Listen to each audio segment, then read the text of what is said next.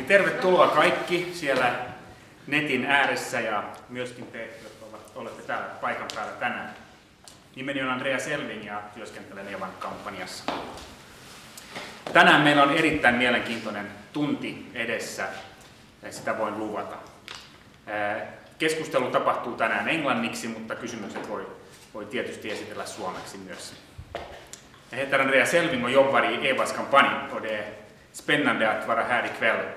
Hälsar er varmt välkomna där ute vid datorerna och också alla ni som har kommit hit ikväll. Ikväll diskuterar vi på engelska, men det går bra att ställa frågor på svenska också när vi kommer så långt. So it's a great honor for me to stand in front of you today, and I can guarantee a very interesting discussion. We have with us the future president of Finland, that we hope, and we're working hard for that. And we also have Mohamed El-Fatatry with us here, who is one of the most interesting people in Finland, and possibly one of the most interesting people in the whole world at the moment. Mohamed has been named one of the 500 most influential Muslims in the world a few years back. He's received numerous awards, and he was invited to President Obama's summit on entrepreneurship a few years back, and the list could go on. But you're not here to listen to me, obviously, so it's a great honor for me to give the floor to you, and we'll let you have your discussion, and then we perhaps have time for some questions later on. Sounds good. All right. All Thanks. right. Thank you. Well, it's good to be here. I actually love to come to the campaign office because whenever I'm feeling low energy, I usually come here and then I feel fantastic afterwards. Great. So yeah, that's I think really we good. have a very tense density of energy in this campaign. And one of the remarkable things about Finland, I believe, is that even in a presidential election time, it's still a very sort of positive atmosphere, even between the candidates themselves. At least that's my perception. True. If you look at the US, for example, it's totally different there. Yeah, it's true. And I think it was remarkable that actually we've been able to laugh together also a lot, even if, of course, sometimes it's quite also, a little bit of more close contact, not always in such a positive way. Right. But there's both. So actually, I'm curious about a few things. Yeah. And some of these questions are probably something that you can predict I'm going to ask, but I also put in there some surprises that I think you haven't predicted. So let's start with the simpler one. So, okay, great. So what are your views regarding immigration? What does Finland stand to gain or lose from welcoming immigrants here? Well, from my perspective, we actually don't stand to lose anything for welcoming immigrants.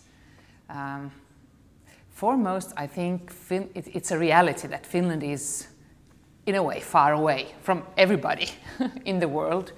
We have a harsh climate, which is, of course, interesting, and the winter can be nice, but it's very difficult for people who are not accustomed to it. We have darkness, and we have a language that is not very easy to learn, very different from all the other languages, which means that you need to be a little bit of an entrepreneur to get here in the first place. And of course, if you look at people in the world who are moving quite a lot, people who are, talented in many ways, of course they have many choices. So I think we need to do a lot of work to be able to attract those people who have lots of choices. And in that sense, I think that the problem is not to sort of scare people off. I mean, that's not the challenge. The challenge is to get people to be interested in Finland and in the possibility to live in our country. Right. So immigration is a possibility, an opportunity. And of course it means that we have to create a country that welcomes each person and gives them opportunities to sort of on equal footing be able to participate in working life, in education, and in all spheres of society. Usually after the I word, immigration, comes another I word, integration. Mm-hmm. So where does actually the burden of integration lie? Is it on the host country or on the immigrants or both? What do you think? Well, I think it would be, I don't think I would be sort of honest if I would say that the person moving to a country doesn't have a lot of work on their shoulders. It's a challenging thing to do, particularly if you don't have a job waiting for you. If you have to make your sort of place, you have to sort of start gathering bits and pieces and make a life. I know from my own experience, when I moved to Vienna for 3 years, I already had a job, a high-level diplomat's job in Vienna. But still, I mean, there's a lot of challenges just getting to know where everything is and where you can, how you can buy stuff, what kind of food should you buy, and what school should the children go to, and what are the customs in your house. There's a lot of practical stuff that it's difficult. And then, of course, people are, even if they are friendly, it's not so easy to get close. You can say hi in the street, but then to be invited to somebody's home, that's a complete different matter. So the burden, I think, is a lot on people who move, migrants today.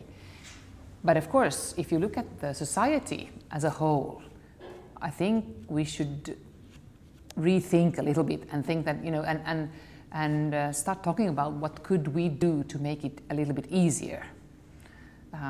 And one part of it is, I think, to open our sort of, this third sector, as we call it, all the organizations and the hobbies and the choirs, whatever, singing in choirs, and somehow create a way where immigrants would have easier access, a lower threshold to participate in this kind of leisure time activities. I think that would mean a lot. So my first surprise is, do you think I'm well integrated? I think so. I think you would be well integrated anywhere in the world. I think so. Well, the reason I ask this question is that... Because you are a global person a lot. But we're having this conversation in English in Finland. Yes, it's right. So doesn't that already raise some questions about my personal integration? Yes, of course. I think language is one part. It makes it a lot easier if you learn the language, or the languages, either or, Finnish or Swedish, because that's the daily life, that's the ordinary life. When you have kids in school, you can talk to other parents, or to the teachers, or to other children. But then again, of course, if you have a very particular sort of activity, and I think on the fields where you have been working on, it's actually quite international. People are Correct. More used to perhaps to speak English or to be in contact with people all over the world. So I think in that sense you have been able to integrate in one part of society. Sure. But perhaps the next step, when you get kids, I think then you would probably feel that it would be nicer if you could also speak to anybody who you meet. Sure. Well, for me actually it's sort of part of my I could even call it acquired identity, to actually, we as human beings, that's our nature. Exactly. We long to belong. Yes. So it's actually counterintuitive that someone would come here, as you said, harsh climate, tough language, etc. I mean, usually they don't move here for self-interest. They move here either because they have family ties, or in some cases, of course, they don't have other choices. But when they come here, it is sort of counterintuitive to think that immigrants actually don't want to acquire a language of the country. In my case, I felt that as an English speaker, acquiring Swedish first would be the fastest route for me to become a full Finn. And then as I live here longer during my day-to-day, I would learn Finnish naturally. So, when I announced this like about a year and a half ago, I started to have people, come to me and actually start addressing me in Swedish. Yes. And I usually don't know how to respond yet. But now I have to say that, the pressure is on. The pressure is on. Actually, more recently, also my political mentor, Per Stenbeck, he actually told me that by summer of 2012, he will no longer mentor me in English, so the heat is really on right now. Yeah. Well, that's half a year, come on! Yeah. So now I've enrolled in an intensive course, and let's see how it goes. But I think here's the old truth, is that you need you know, a love affair. And I think actually this is, you know, a cliche, of course, in a way, because of course in a personal relationship you have a very high level of motivation. But I think in general, I think to learn a language you need this kind of very emotional need to learn it. Sure. Because otherwise it is quite difficult. And of course it can happen very, very fast. But of course if, the problem is I think many people speak English with you much too often. That's true. And I don't know if actually even after I start speaking Swedish, if they I will not change. No, and I don't think I will change either, because No. I consider English my first language actually, even though my mother tongue is Arabic, but I actually studied all my life in English, and I don't think that there's any language that I can pick that I would be better at than I will be in English. So naturally people gravitate towards using their, putting their best foot forward, so to speak. Yeah. All right, let's move on. So what are your views on entrepreneurship?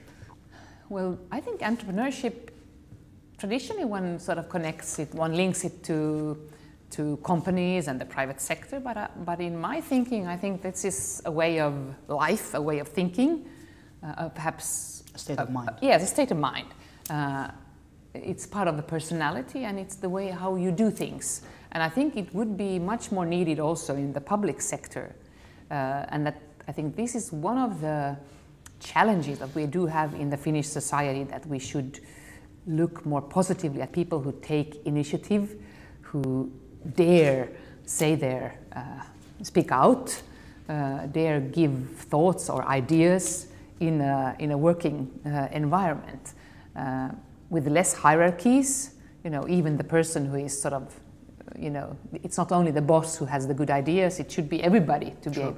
And I think in this sense we are not very good on entrepreneurship.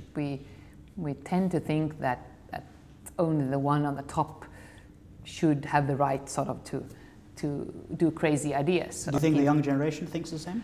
No, I think it has changed quite a lot. But I'm not sure that our school actually give us a lot of sort of recognition for this kind. I mean, this is we used to say that, you know, all the boys that are really the bad boys, you know, from these boys that they go far and they become the entrepreneurs. Sure. They don't do well in school, but they do well in life. They peak later. Exactly, yeah. And the good girls, you know, and also there's a saying that good girls get to heaven, but bad girls get very far. Actually, yeah, bad girls get the corner office. Exactly, they get the corner office, exactly. So, I think this is somehow silly. I mean, we should be able to make an environment in school where people could contribute with what they have, with their, and then they would sort of learn that this is the way you should go. I think self-esteem is one part of entrepreneurship, that when you believe that you have a good thing going, you need to push and not stop at the first hurdle. And I think you are an example, a marvelous example of that you really have to push for quite a long time to get through. You actually moved into my next topic, which is, you know, actually the hot potato tonight, because you and I have pretty much differing views on the role of education in one's life. I am a dropout myself. Me too. Me too. Yeah, high five.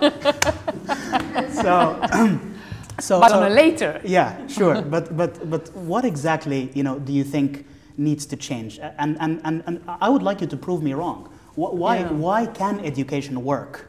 Well, I think, you know, I think Finland is the country where we really believe in education, and we have sort of built the whole society on educating all people. And very early on, you know, there was this idea in Finland that education, that every child, every poor, or, you know, everybody should get equal education and a lot of education. That would be the sort of the path to prosperity and to a good society. And I think that we have proved in a way it's right, that we are, because you cannot know, you know, who has the big resources of thinking or creating things. And then, of course, we also believe that every person has some kind of, what is it in English? What should I say? You know, capacities that are important, that you should look on different sides. And society is too difficult to only put all your eggs in one basket. You need all kinds of different experience and knowledge. So in a way, on basic level, I think we have proved it right, that the high level of basic education is a very important thing. But of course, it's not enough, and I think we shouldn't look on education too narrowly. Education is not only to be able to know by heart a lot of things. It is, of course, it's also about how to use it, how to communicate with other people, how to sell your ideas, how to dare, go out and do it. So, and I think on this side, the social education, our school system is quite weak. And then when we talk about the higher level of education, I think it continues. I think, for instance, I've been studying law and public international law quite far. And I mean, basically it was about reading books and knowing them by heart and then remembering. Sure. And I think in the last year I actually participated in this international moot court competition. We worked a half a year as a team of 4 people and went to The Hague, to the International Court of Justice, and we sort of we did a moot court on an issue. It was 2 states against each other on environmental issues. And I think European level, right? Yes. Yeah. No, actually it was international. Also okay. Americans were there, okay. but it was in The Hague. Right. And I think for me, this was my moment in my studies. Before that, I felt everything was so boring, and then I had an opportunity to do it for real. Right. And I think I learned more than, in my many years of studying. I think I learned more, but I did not get one score, not 1 point in my, what study what do we call it, in my papers. Well, so I mean, there is learning and there's learning. Absolutely. Well, Nassim Nicholas Taleb in his book The Black Swan actually proved that some people, for example, who took SATs in the US, and then there's questions like logic questions, like for example, all boogles are zoogles. Does that make all zoogles boogles? Things like that. And actually, most of the people who got this answer correctly, some of them, when they're standing in an elevator and then an African American walks in, they clutch their purse. Exactly. That's the same problem, actually. Exactly. But because we learn it in an academic environment, sometimes our brain is unable to translate the answer that we know right into a real life situation. Hence, I think that's where entrepreneurship comes in, because it is the art and science of applied education. Yeah. And I think somehow the academic model is just too stiff or too rigid that right now anybody with an entrepreneurial spirit is forced to actually seek this mode or state of mind outside of the system. They actually feel that the system drags them down, and that's the problem. Yeah, but on the other hand, I think the basic idea of academic studies is sort of to give you a broad view on things. It's not to be a specialist on something. It's actually, you're supposed to get civilization. And in that sense, I think it actually should help you to be in that elevator, because if you have a broader perspective on things, you get a little bit wisdom too. And you don't only get education, you get wisdom.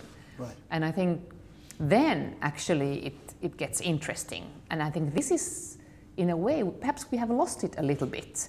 On the other hand, you can say today that outside education, outside higher education, you can also get this kind of being in contact with people from different parts of the world is, of course, one way of learning about what goes on and different kinds of thinking in practice. And of course, if the academic studies are too much, sealed off of the outer world, it's not enough only to read from books, because you need this interchange. But I do believe that there should be a combination. This is one reason, actually, why I don't believe in making academic studies too fast, because I think that you have to grow as a person too. Right. And in that sense, I think that even if you also are an entrepreneurship, I mean, wisdom, you cannot hurry. Absolutely. Sometimes. Absolutely. So I feel that now when I'm 50, that I sometimes notice that, God, I understand a few things, but I also understand how little I actually grasp and how little I know. But if I look at my life, even if I didn't get the papers, my exam, I know that I learned a lot during my studies. I learned a lot about thinking, about justice, Sure. And how to look at things, and what is sort of in proportion.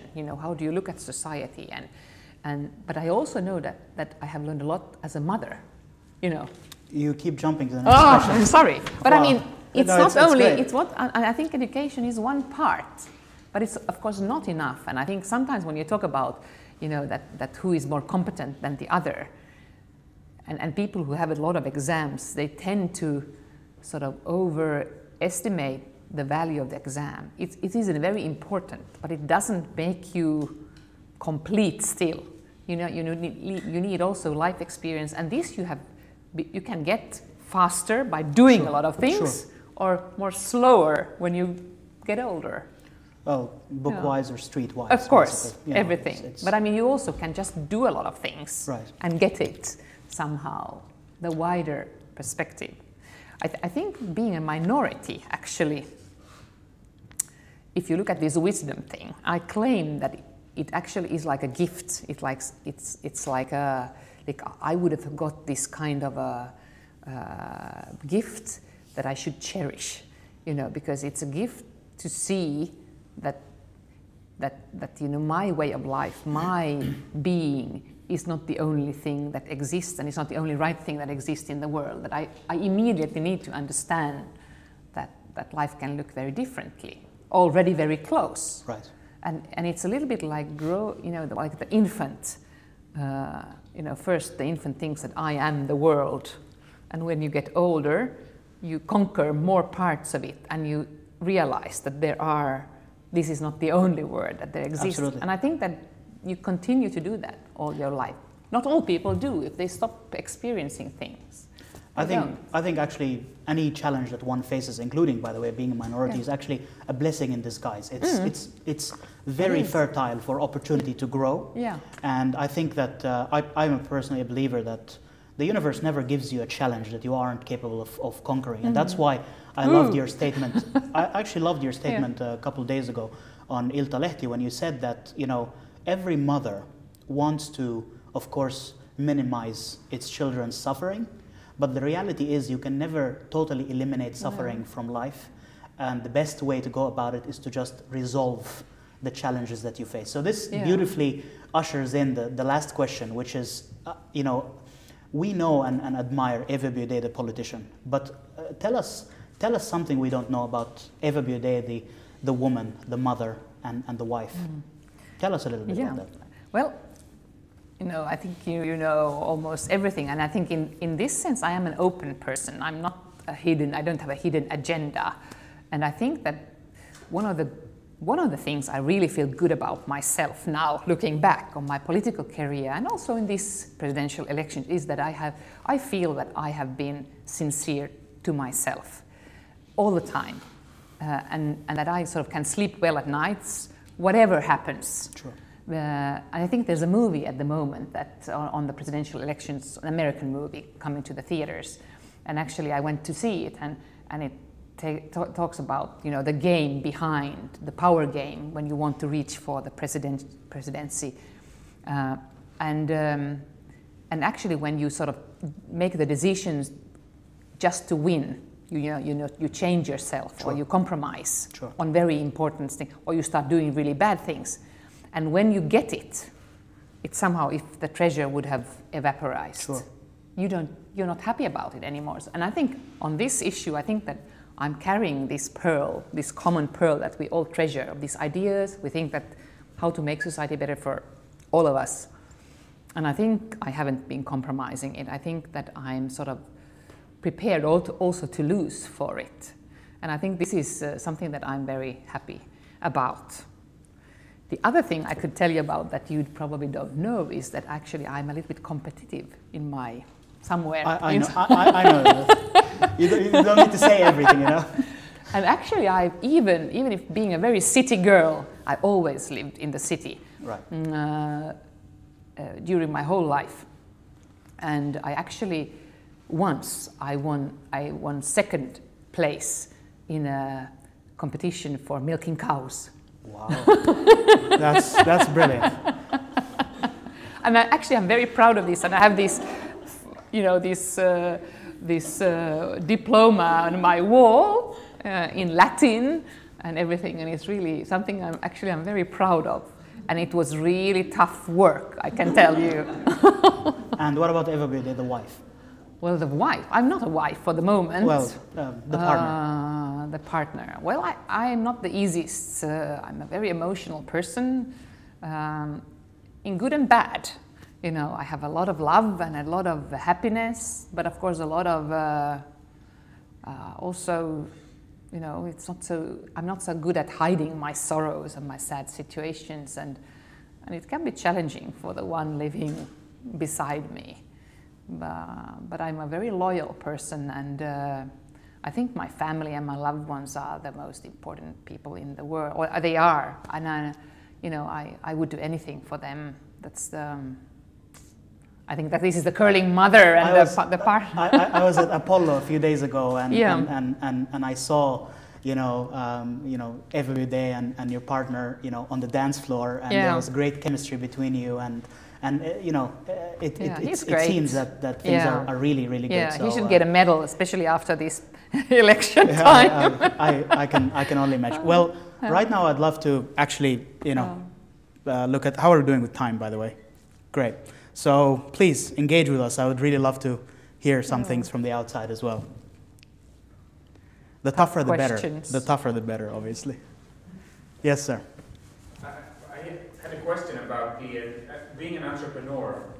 You probably have sort of things that drive you all the time. So could you just, maybe both from you and from Eva, I think being a presidential candidate, you also need some entrepreneurial sort of the same spirit you need there, because you're driving something that you're sort of carrying on your own shoulders and moving forward. So what are you working with right now? What are the things that are driving you right now? Well, I have a very, very important premise to my entrepreneurship, and that is, you know, sometimes we say that entrepreneurs don't do it because they want to or they need to. They do it because they can't help themselves. So one of my golden rules is to be accountable only to myself and do whatever I do because it is what I believe is right, rather than because I want to gain something. And I think this is very similar, you know, it echoes what Eva said, which is when you run for the presidency to get the presidency, rather than because you believe in something and you're willing to do whatever it takes in the pursuit of what you believe in. It doesn't matter whether you win or lose, but you are accountable to yourself. So I think that just having that understanding from within, that I am doing this for me and I am not attached to the outcome, it is, in my opinion, one of the most powerful states that can drive you forward. And I believe that any effort that you put towards a prize rather than to do something for yourself is actually wasted effort, because if you internalize that effort and build yourself from within, that can actually potentially give you, and probably will give you, a much bigger reward, perhaps a little bit later, but it will definitely give you a better reward in the future. So how do you feel? Is this how you think as well? Yeah, of course. I think being an entrepreneur in politics, of course, it's so much about group and teamwork. Of course. That, and of course also about doing compromises. And I think for me this has sometimes been quite hard. But of course, also when you do compromises, it's a little bit like Finland in the world. I mean, if I would be president and Finland would be part of the UN Security Council. When you would be when I will be president, but if we would be members of the Security Council, doing compromises does not mean that you are necessarily weak. It's capacity and capability to find the right compromise that brings you towards your goal, of course, and to create it. And your innovation and your entrepreneurship is there. But of course it means that you have to sometimes take a few step backs and think that okay, I will not gain my whole. I mean, you cannot go for it all, and you have to take into consideration also other operators in that game. So this reminds me actually of the year 2009. And this story, I think, will be revealed, for the first time in April when the book comes out. But in 2009, I actually got my phone rang, and it was actually an unlisted number. And when I answered, I was 24 years old at the time. Actually, how old are you now? I'm 27. So someone told me, I am so-and-so from the United Nations Security Council. Yeah. And I would like you to actually come and tell us, answer a few questions that we have. And I went to the UN Security Council headquarters in New York, and there was 100 experts, from I've never seen so many people from so many different countries sitting in one room. And they really had so many good questions about, at that time, their main, sort of question was, in their minds as experts at the UN Security Council, Muslims plus online equals trouble. But here I was, 24 years old, running this global network, spanning 190 countries, and they've obviously been monitoring it for a while, but there was never a single negative incident that happened on our site. And they were puzzled. How could that be? It's true. And they wanted to ask this 24-year-old, how did you do it? And I just told them, guys, the answer is I am not. I believe that the ultimate majority, which is the truth, the ultimate majority of the Muslim community around the world are very positive people. They are good citizens. They want to have a good life, etc.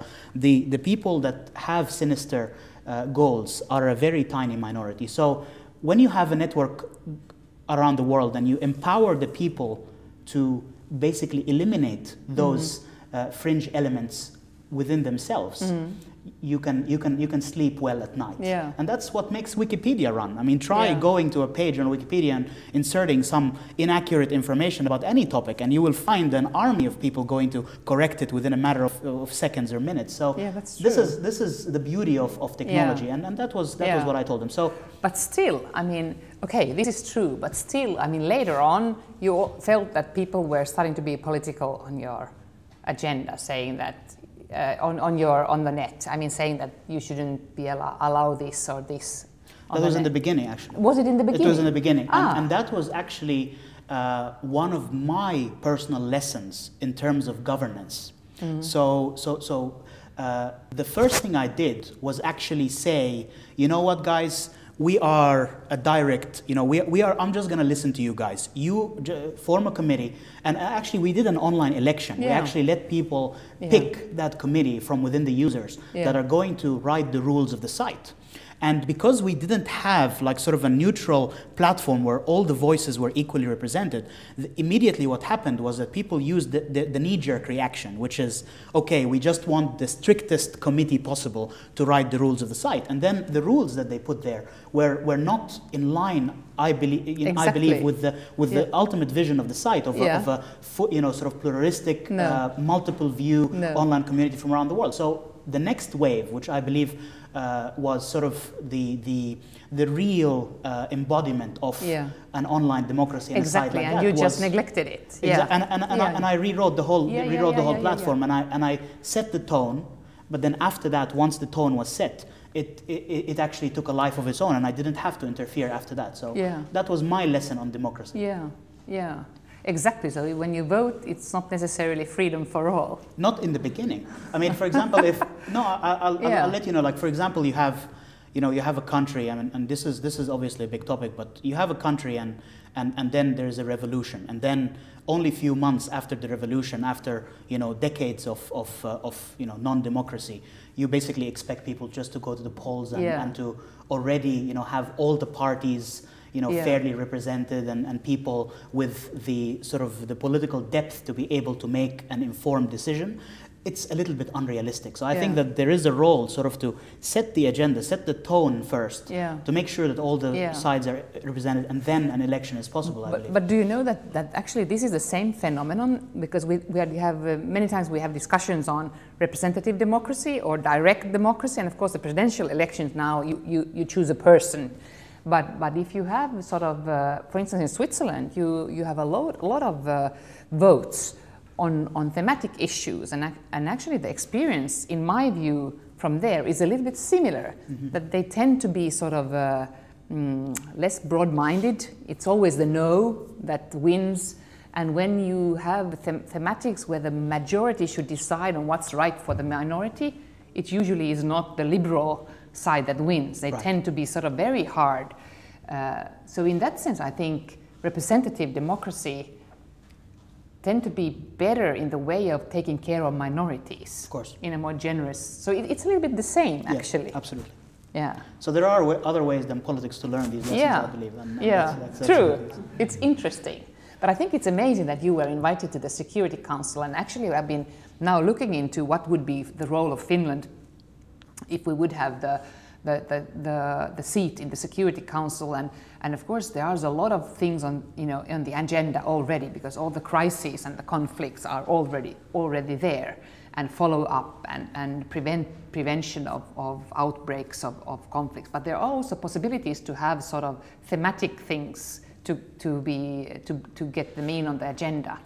And there, of course, for Finland we have, I think the Finnish plan, and I think which I would like to support very much, is of course this thematic on peace mediation. But not only, for me, it would not only be peace mediation, it was really would be to how to include all people in the mediation. And I think it would be extremely important to introduce more gender issues. Absolutely. And to include all sort of different parties, of course women also, into the negotiations. Because there's a record that says that more than half of the peace scores and the peace treaties actually fail because that not all parties have participated. So actually there hasn't been a real settling of issues. There has only been a part of the society that has participated. This reminds me of something that I keep hearing often, and I just want to shed some light on sort of the other side of the coin. I keep hearing Finland is a small country, Finland is a small country, and so on. Half of the population of Paris. Yeah, however, I personally believe that a small country is in a much better position to show the rest of the world what the future looks like. Because let's say, for example, a large country like the United States, if something was to fundamentally change, or some new sort of model was to be adopted by the government, how complicated would that be, and how long would that take to actually be implemented? Whereas here in Finland, we actually can, sort of have these latest and greatest. No, but in essence, being at the cutting edge of where humanity is. Yeah. And then showing the world how it goes, and that gives us a strength of some kind. So I think that this is one of our most important sort of cards to play. Yeah. And we have. So that's I think one of the good sides of being a small country. And coming from a small party, I think the same lesson learned that we have had in government, because the Swedish People's Party have been in governments, I mean almost all governments forever. I think in 1979 we were in opposition for not even a year. But I think our lesson learned is that you can have influence only when you bring added value. Absolutely. You bring something in and you try to influence in an active way, in a proactive way. And I think the same thing goes for Finland in the world, that you can make a change if you really try to give an added value, to bring something in. And if you just wait on the side, then you're not making the changes and you don't have the influence. We just covered the story of 3 minorities. Yeah. Immigrants coming to Finland, exactly. And then the Swedish People's Party versus other parties, and then Finland in terms of the world. So these are like recurring patterns of wisdom, I think, that are just true across the board. So that's, I think, really beautiful. Yeah. All right. We have anything else? Yes, I have a question to you both, actually. About your view on global trade in the future. We have these trade blockades from Asia or globally, of course. And then how would you see the chance of combining human rights and democracy in the future in global trade and labor issues?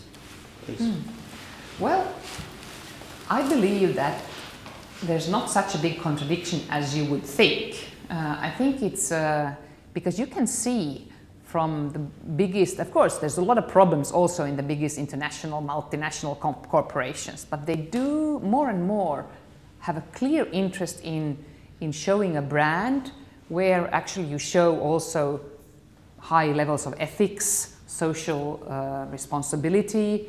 And I think that for a Finnish company, I think it would be, you know, it's not easy for foreigners or a country somewhere far away to make a difference. What is Finnish? Is it the Nokia or is it the government? Everything, you know, is Finnish. And if we can show a good sort of record of you know, that we are really reliable, that we make a good life for everybody, I think that it can also show in the way that a company can market its products. Because if Finland is reliable, then a Finnish product is reliable. But of course, if the company has a very bad record on human rights, they use child labor or something somewhere else when they work somewhere else, then the Finnish brand falls apart. So in a way, I believe that it is in the interest also of, for instance, Finnish companies that the president talks about human rights when they go abroad, and that they also can market products that are ethically fine, that have a responsibility. Then, of course, if we should trade with countries that have a bad record, for instance, of human rights, I think it is a difficult thing that has to be sort of weighed how much you do with every country. But on the general level, isolation isolating a country usually means stagnation and actually means less freedom for people. The more people are in contact with each other, even if it's only business and only, you know, about business interest, I believe that they start to sort of be more interested in how other countries do it, what are the levels of freedom. And of course, with entrepreneurship, you also need quite a big part of freedom. It's not only freedom of making money or having a business, but it's about ownership, it's about individual rights, it's about my rights against your rights. So I believe that trade actually can contribute to democracy. But of course, it doesn't always happen by itself. It also means that we have to do as an international, we are also politically as an international community, we are also responsibility to try to sort of enforce in a way, in different ways, democracy and human rights in other countries. And I think the more we have it on the political agenda, the more useful it is. I have experiences, of course, some countries are only interested in sort of the business cooperation with other countries. But if they know that, or for instance, development aid, they can only be interested in getting the money. But if they know that there's sort of conditions that, you know, strings attached. Exactly, the donor or the company says that well, we are very keen on this issue, they would try to go forward with the human rights, even if they perhaps don't believe it in such a strong way. And I have seen this in the fighting human trafficking. I had governments who come and try to give scores that please tell to the Americans or tell to the other ones who are actually donors of a lot of their projects that we have done this, we have done this. So it works in many ways, but I do think that there's an agenda for the political cooperation, but I don't see that trade would be something against working against democracy. I think it works for democracy. But of course, you need to have conditions. You need to say that our companies are not sort of dumping social standards, we are not exploiting people, and that our consumers will not buy your products if you do. I think one of the biggest challenges, of course, in the world for the moment are that, for instance, the Chinese have not felt that they are sort of bound by the international community, for instance, in the financing system.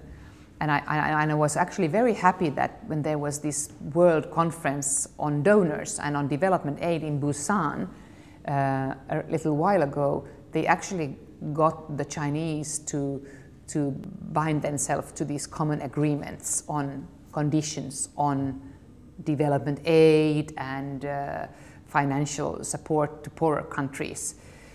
Even if it meant that they had to lower the standards a little bit, because at the moment, because there has been a long time of a situation where actually the Chinese have been financing really corrupt regimes, for instance in Africa, or land grabbing. They have bought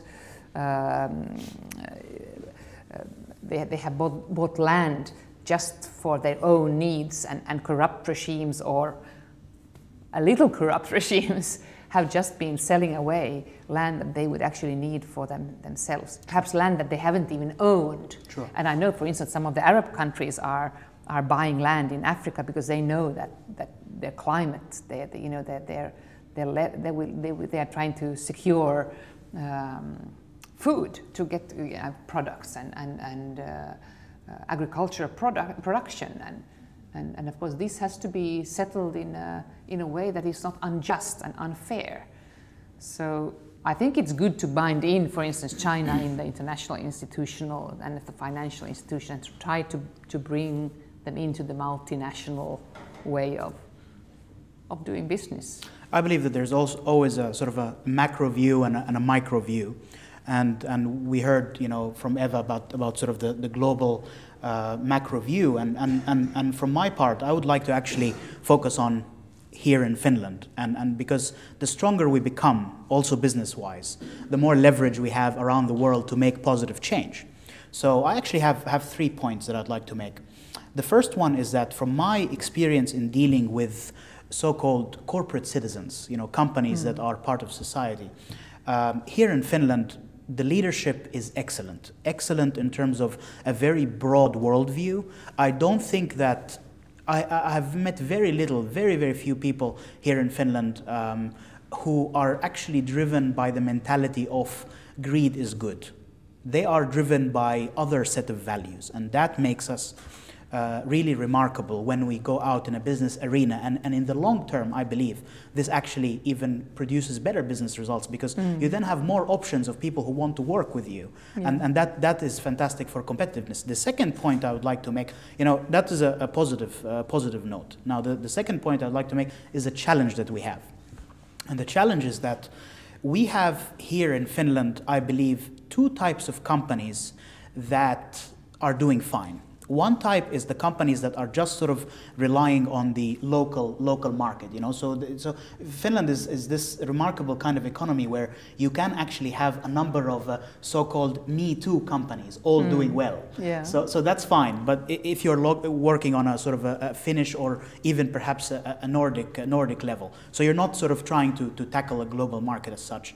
And then we have, on the other extreme, we have the black swan cases. We have the Angry Birds, you know, the companies that are just so visible that they will have no problem whatsoever attracting international financing and growing to a significant size. But all the companies in between those two, which are actually where, you know, most of the 150,000 jobs we need are going to be created, there is sort of like a success ceiling, where there is a certain point you reach in your company's size that the only option for you to move forward would be to sell it to another company abroad. And in some cases, the infrastructure and the financing, etc., for those companies in between is sort of very lacking. And I speak about this from experience. There was a point in time where at Maxlim, we were just unable to scale the company any further by remaining to Finland. So the only option we had, I'm not going to say what it is because it's coming out in the book, but we had to do something about it.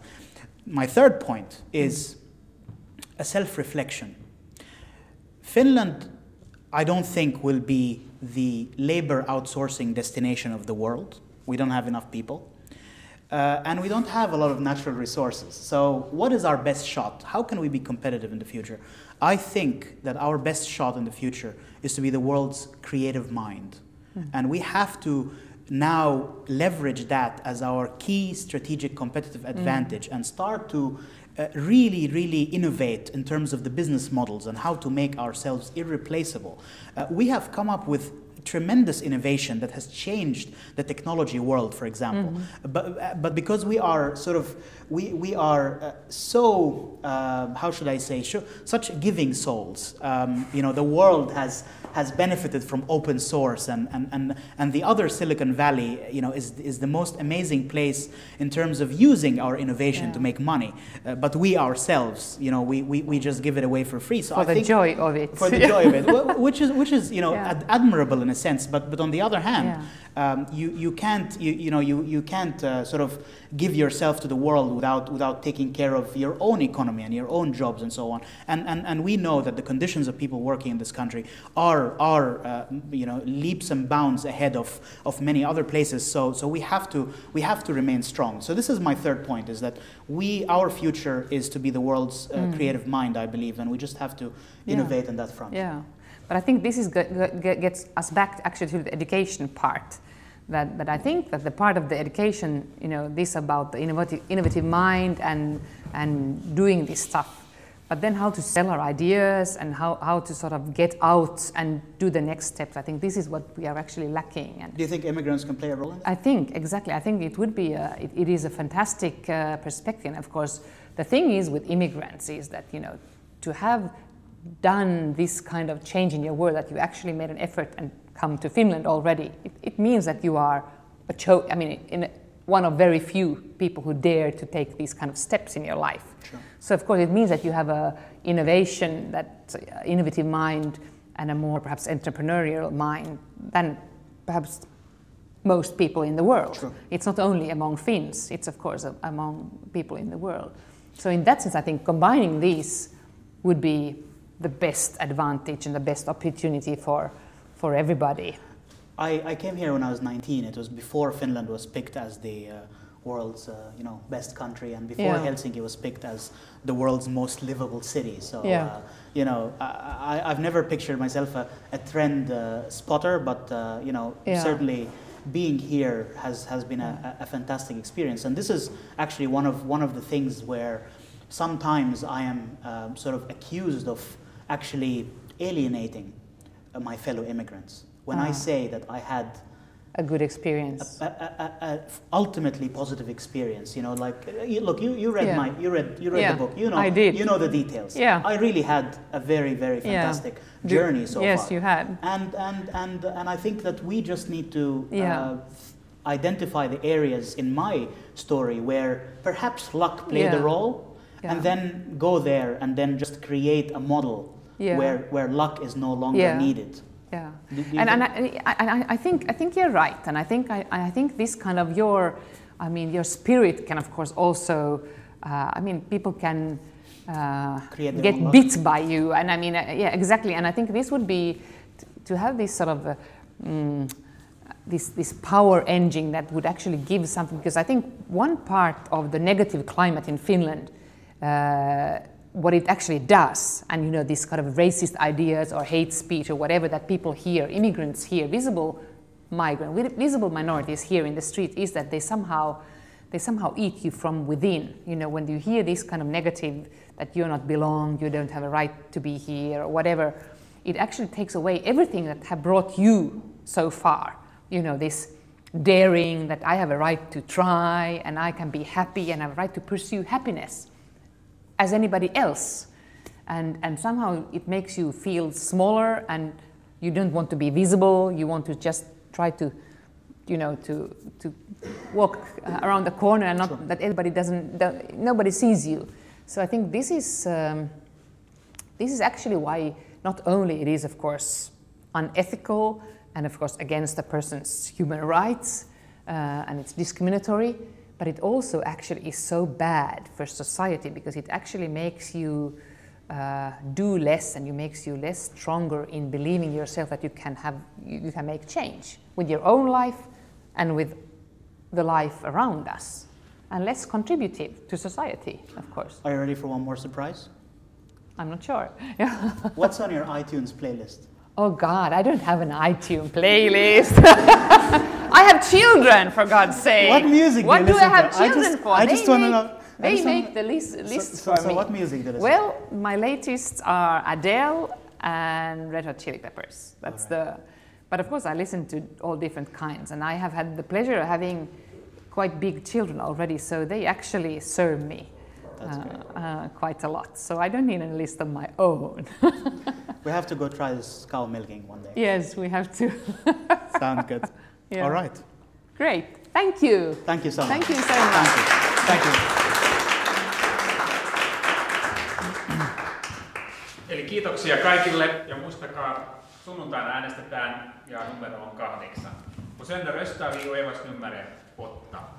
Thank you very much for a discussion where I think we made some news even. You revealed some things from your book that I don't think many people know yet. So be sure to listen to the broadcast one more time. All the people out there who might catch the big news. Okay, thank you very much. Thank you. Thank you, Andreas. Thank you, Mohamed. Thank you. Thank you. One more. Thank you.